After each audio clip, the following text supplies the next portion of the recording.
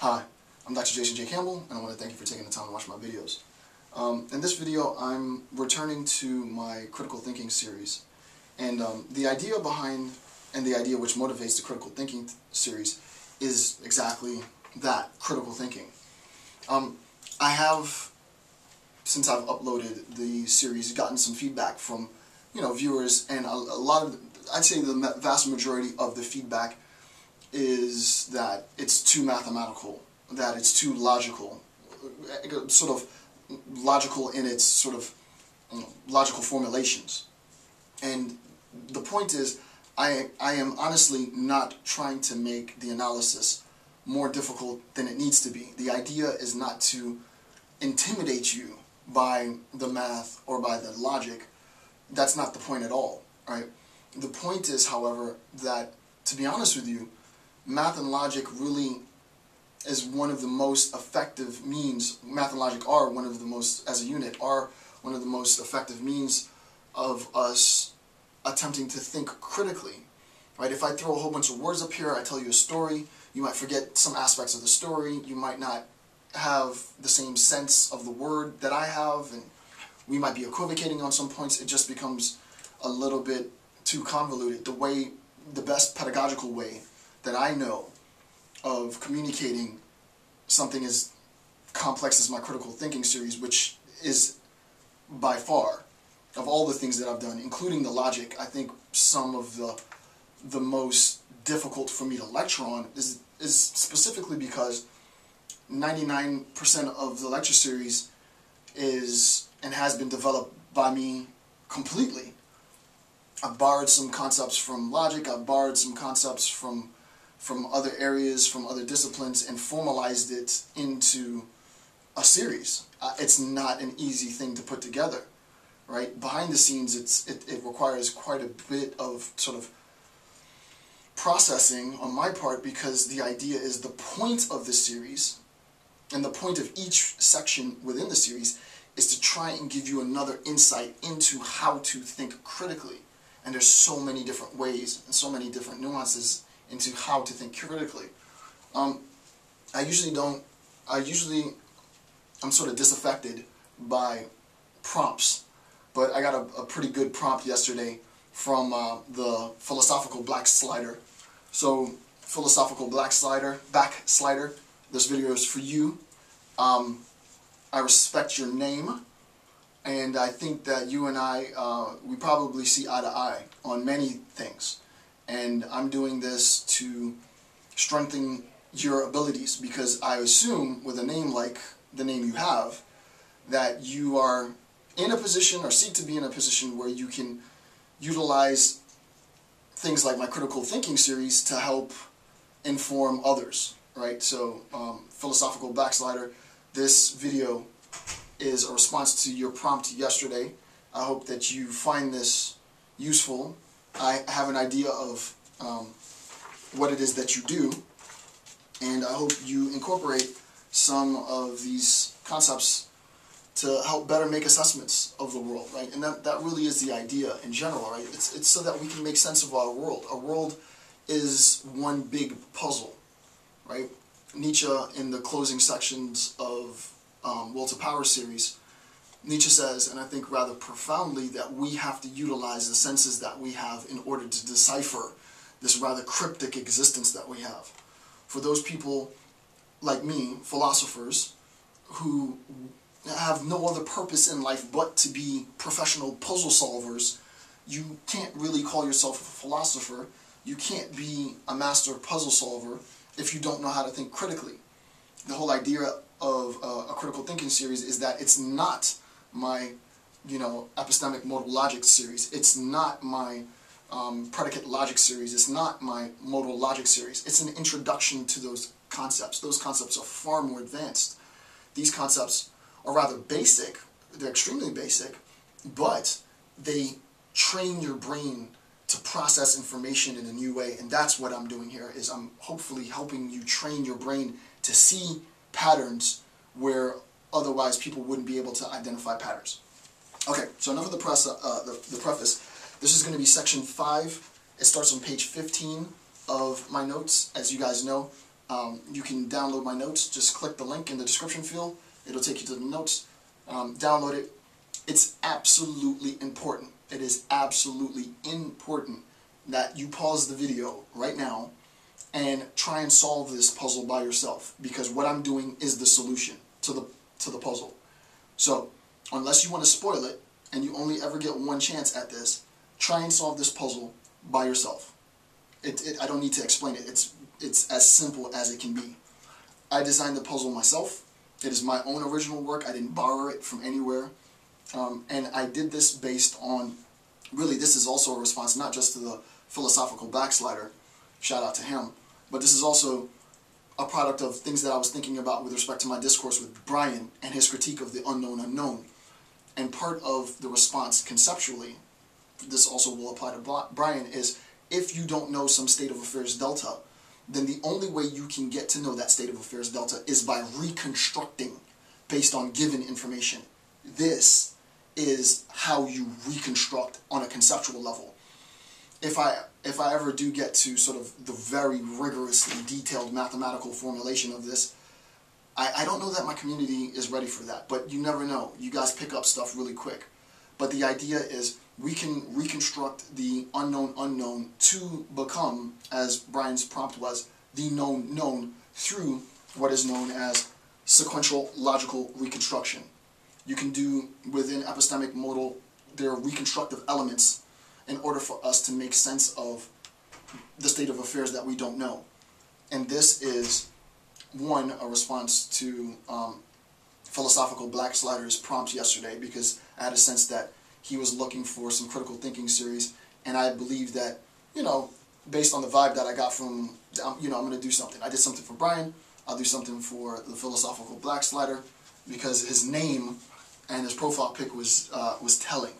So hopefully this will help utilize more resources so that you can better do what it is that you do and inform whoever it is that you're informing.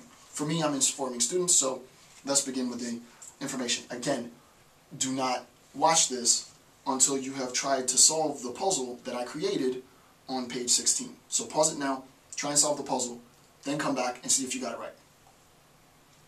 Okay, so I pause for a second, assuming that you did just that. So what I'm going to do now is I'm going to reconstruct the puzzle as given on page 15. This is only going to require a very basic calculator, and there's nothing really complicated. This is all arithmetic, right? You can solve this entire puzzle using very, very basic arithmetic. The arithmetic isn't what's important, right? Anybody can use a calculator and punch in some numbers and get an answer. That's not what's important. What's important in this is recognizing the logical and numerical relationship of parts. But not only the logical and numerical relationship of parts, but the recognition that this has to be done in a sequence. It's not easy to construct this so that you force the student to sequentially solve this problem. But just for a quick example, you recognize that, for example, this bottom question mark requires this question mark to be solved. So in a sense, in order to have an understanding of this question mark at the very bottom, you need to have an understanding of, and you probably can't see it from there, but you need to have an understanding of the question mark beneath the number 15, right? Meaning that that solution has to precede the solution at the very bottom of the page, so that this unfolds sequentially. So let me reconstruct what I have, and then, as a matter of fact, I'll probably pause it, and then I'll come back, and this will be on the board, and then we'll solve it together, so you don't have to watch me reconstruct this. So I'm going to pause it right now, put it on the board, and then start again.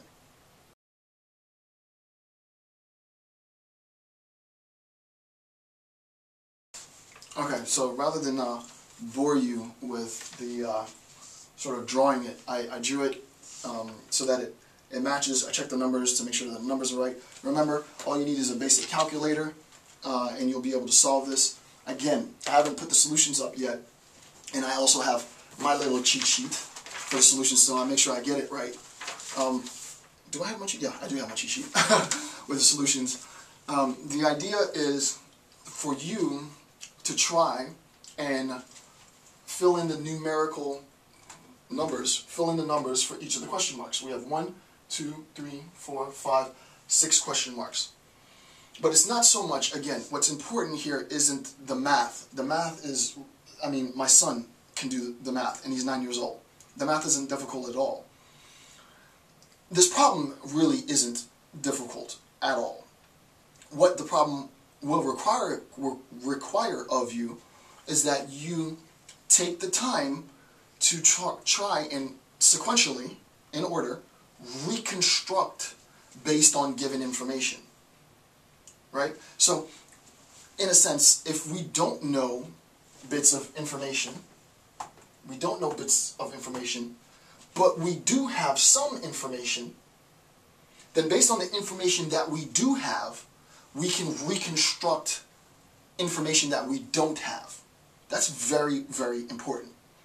Now, rather than doing this in a very sort of convoluted way, I wanted to do this in the most basic way so that you get a sense of the basic structure. Again, make sure that you solve this problem. Make sure that you put your answers in. And now let's check to see if your numbers match up with my numbers. And I'll, double check my own numbers. So let's just say, for example, I wanted to start at any given point, right? Let's say I wanted to start here. Would I be able to know what this value is? Really, no. There's no way for me to know what this value is, right? If I was to start here, would I be able to know what that value is? Based on the relationship that I have here, no. There's really no way to know this value beginning here. If I begin at this point, based on the information that I have, there's no way for me to know this value. You have to take time, and this is just a matter of time, to try and see where, and this is the first point that's important. So on the side, what I'm going to do is I'm also going to give you sort of like key points. So the first key point, where does the greatest sources, where does the greatest source of given information, right?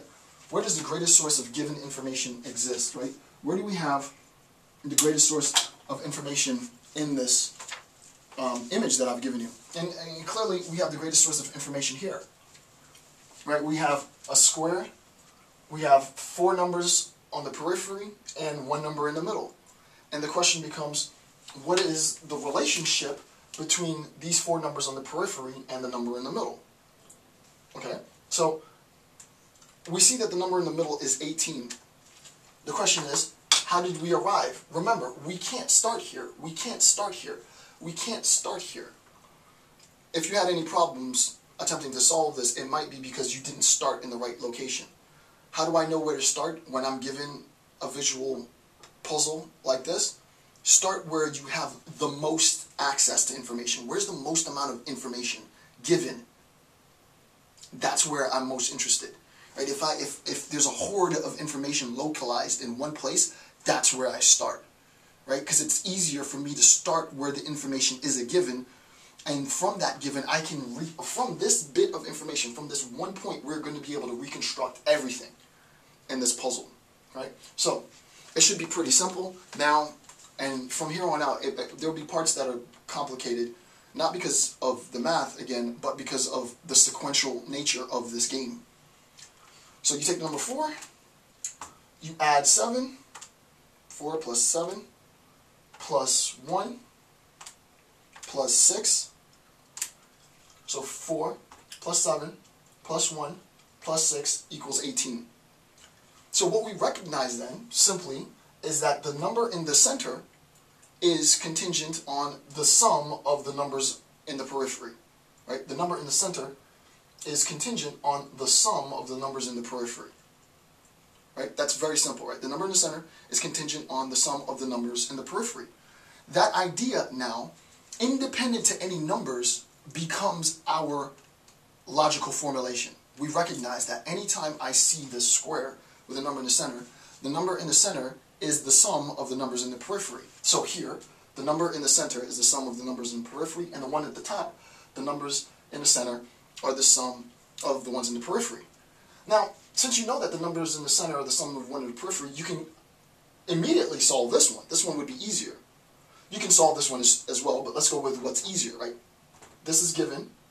This is the next easiest one to solve. You could solve this, but this is easier to solve than this, because we already know the number in the center is the sum of the number in the periphery. We have all the numbers in the periphery, so we know we can solve the number in the center. So at the top, we take our calculator. 5 plus 9 plus 3 plus 8 equals 25. So we know the top number has to be 25. Okay, so that's our first solution. So now we only have 1, 2, 3, 4, 5 more to solve. We said again, the formulation and the recognition here is that the number in the center is the sum of the numbers in the periphery. Simple. So we have the number in the center. What we don't have in this example is the number on the periphery. So what we do is very simple. You take the number 11 as our sum. We're going to subtract now 3. Subtract 3 equals subtract 5 equals subtract 1 equals, and then we have 2. Right? So the number 2 has to be the number in the periphery. So we've solved the first one, 25. We solved the second one, 2. How did we get 2? Because of the information that was given. You could also add to recognize what do I need to add in order to arrive at the number 11. The logical, sort of the easiest route is to recognize that we are given the number 11, and you subtract the numbers in the periphery that you were given, which means that what's left after the subtraction of the number in the center has to be 2. Right? So 2 in the periphery has to be what's left after we've subtracted the other 3 numbers in the periphery. Okay? So we have 25 in the center, we have 2 in the periphery, we have both of our solutions. Okay.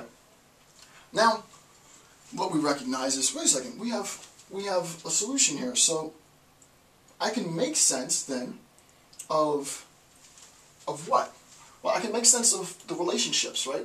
If I want to make sense of 15, how would I arrive at this number 15? How would I arrive at it? And I look at the numbers that I have in front of me. It's not too difficult. 5 and 3. 5 times 3 is 15. Right?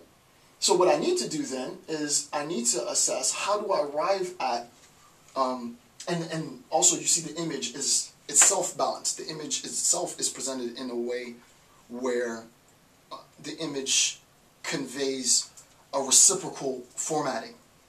Right? 5 times 3 is 15 as the product of my numbers. So then I would have to think, well, what would this number be? 4 times 1. We have the uppermost part of the periphery, the lowermost part of the periphery, the uppermost part, the lowermost part. So 4 times 1 is 4. Right? So that would have to be 4. Now it gets interesting, right? Because you're inclined to want to solve then next. You're inclined to want to solve next sequentially this because it's a visual cue, right? You have a visual cue that directs your attention after the solution of 4 to this potential variable, to the response. But the point is you can't solve this. You don't have enough information to be able to solve this. And the question is, why don't you have enough information? You don't know if this number is a product of the conjunction of 15 plus 4. You don't know if it's contingent on division. You don't know if it's contingent on multiplication. You don't know how to arrive at this number. So there isn't enough information given, despite the fact that it seems sequentially that it needs to be next. I can't yet solve this. Why can't I solve this? Because I don't know the relationship between parts. So what I need to do is I need to look to the other side of my problem to try and see if I can determine what the relationship of these parts are, and then map that relationship back onto this side in order to arrive at my solution. So sequentially, the problem that I've created forces you to another aspect of the image, right?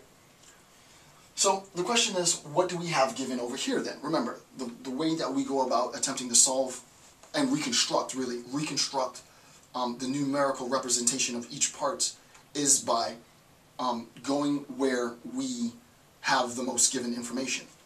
In this sense, the most given information is here. We have 42. The question is, how did we arrive at 42? What do I have given here that could help me result in the conclusion that the answer is 42? Well, obviously, if we take 7 and we multiply it by 6, we get 7 times 6 is 42. We recognize that 7 times 6 are on the outermost aspects of our base periphery, right? So we have 7 times 6, outermost aspects of our base periphery, 42. It wouldn't make sense, remember, everything is balanced in the image. The image is itself balanced, right? It's a mirror image of itself, right? You could fold this image on itself and get an exactly symmetrical half to this. So it's not just the numbers that are important, but the image itself. If you try to arrive at a conclusion based on, and we also know that the relationship between 7 and 6 is one of multiplication. So we know that we arrived at this point because of multiplication. So the question is, it's different from this half because the multiplication on this half was vertical, on this half is horizontal. That's also important. It wouldn't be symmetrical then to multiply 5 and 2, right? We want to make sure that we replicate the visual alignment of the image itself, so we would have to multiply 8 times 9. So we multiply 8 times 9, and what do we have? We get 72. So we actually have an answer. Right, so we have 72. We have 72. Okay. We are already given 114. 114 is already given. Since 114 is already given, the question sequentially then becomes, what is the relationship between these two numbers to allow me to arrive at the number 114? Once I determine what that relationship is, I can then apply that relationship on the other half of the board to arrive at my number. I can't do this now because I didn't have enough information. I was able to get that information based on existing information in my original formulation, right? 7 times 6 is 42. We multiply it again. The outermost top periphery, 8 times 9 is 72. We recognize that if we take 72 and we add 42, we get 114. So that the relationship between the top aspects of the image and the bottom aspects of the left portion of the image is one of a sum. We transpose that on the other side, which necessitates this number being 19. 15 plus 4 is 19. We didn't have enough information yet in order to determine with certainty what the relationship should be between 15 and 19. If we'd have multiplied it, we would have gotten a wrong answer. So if you multiplied it and you arrived at a wrong answer, it's because you didn't recognize that the sequence forced me to the left portion of the puzzle. Right? It wasn't multiplication in order to get the answer. Why? Because based on the pre-existing information that was given, it forced us to use a summation rather than multiplication. Right? So we have only one product left. We don't yet have enough information before. Well, first, I couldn't have solved this final puzzle, without solving this. I couldn't have solved this without first recognizing this. You see the sequence, right? I can't get to this solution as a relationship between these two parts until I get this solution. But I couldn't get this solution until I recognized the relationship between these two parts. And I couldn't get this solution until I recognized the relationship between these two parts. Right? So the puzzle forces you sequentially to recognize and to reconstruct relationships based on pre-existing information. But now that I have this information, I can finally get the right answer for this. And we ask ourselves, well, what's the relationship between 72 and 15? If you take 72 times 15, you get 180.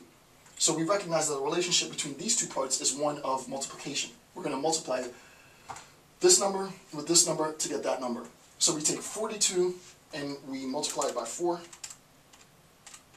And then we get our final response, which is 168. So now I'm going to check my numbers, my cheat sheet, to make sure that I did it right. And we have 168, 42, 4, 19, 2, 25, 72. And that's it. And that's the solution. So as I said, really not a difficult problem at all. Not a difficult problem at all. But the power of this problem, and this assumes that you solved it first, right?